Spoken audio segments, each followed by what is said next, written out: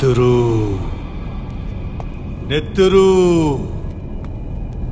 ఎర్రటి నెత్తురు ఎలా వచ్చిందని ఆలోచిస్తున్నావా? నేను నీలా మోసం చేసి విషం కలిపేవాణ్ణి కాను. నా చేతులకున్న బలంతో రప్పించాను. ఆహా! నీలో పొంగుతున్న ఆక్రోశాన్ని ఎలా చెప్పను? జ్వాలాముఖిలా నీలో రగులుతున్న రోష ఆవేశాల్ని ఎలా వర్ణించగలను? దగ్గరుండి వెన్నపోటు పొడిచే నయవంచకుడా, ఎర కోసం వేచి ఉండి వెంటాడి వేటాడే వేటగాడా, నమ్మించి మోసం చేసే కీచకుడా, ఆరకా ఏవి పీకలేక ఒక అసమర్థుడులా కూర్చోవాలనుందా?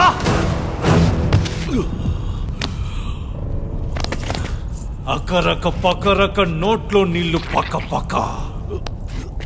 నేను బజరంగిని. భక్తితో పూజిస్తే వరమిచ్చే రామదూతని. సముద్రాన్ని దాటే శక్తి ఉన్నా కూడా స్వామివారి సేవకి శరణాగతి అవుతాను. 10 తలలున్న రావణాసుడి లంకని దహించిన అతి బలశాలి అంజనాసుతుడు, వానర వీరుడు, తేజ ప్రతాప హనుమంతుడు. ఈ చేత్తో కొట్టానంటే ఆజానుబాహుడు ఆరక తర తర తర తర తత్తర. ఆహా! ఏ ఆరక ఆరక, లేవరా పైకి, రారా రా.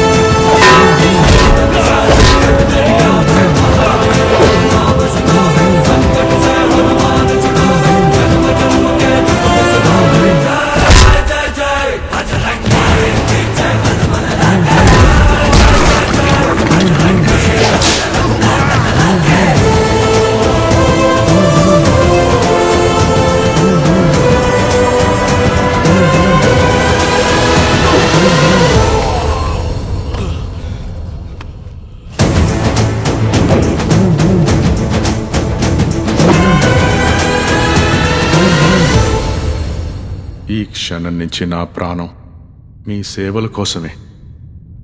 మనిషి చిరంజీవి అవ్వడం సాధ్యమే కాదు. అలా అయితే నేను ఇన్నేళ్లు చేసిన తపస్సుకి ఫలితం లేదా? ధర్మాన్ని సాధించడానికి శరీరం ఒక వస్తువు అంతే. వ్యక్తి శాశ్వతం కాదు, వ్యక్తిత్వమే శాశ్వతం.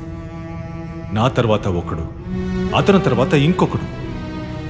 ఆలోచన ముందుకెళ్ళాలే గాని వ్యక్తి కాదు.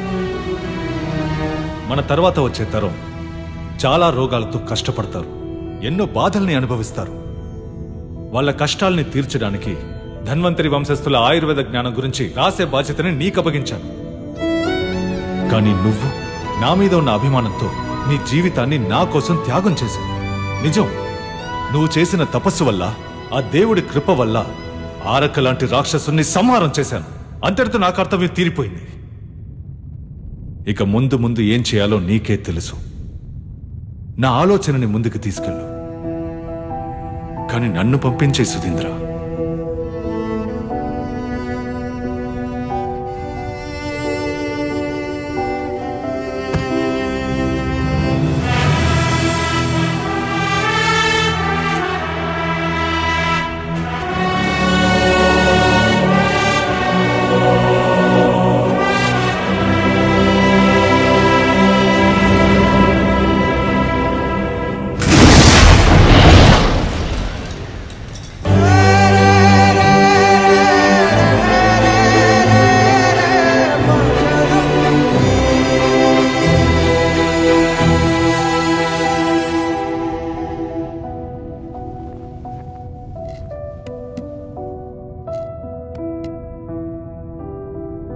నా దేవుడి చివరి కోరిక గురుగారు.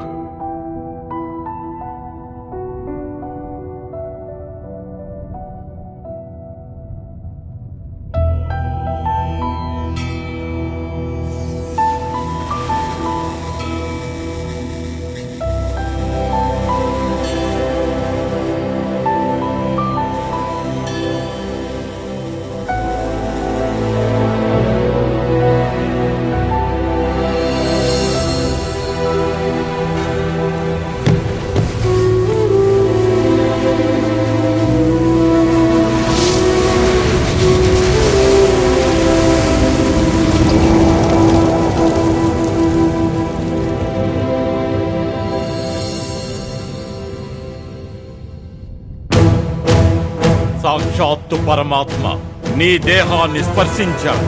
మహానుభావుడు భజరంగి నీ దేహంలో ఉండేవాడు. బ్రహ్మజ్ఞాని సుధీంద్ర తన జ్ఞానాన్ని దానంగా ఇచ్చాడు. ఇక నువ్వు సామాన్య మనిషివి కాదు అంజీ. అంజికి ఏమైంది స్వామి? ఎక్కడున్నాడు అతను?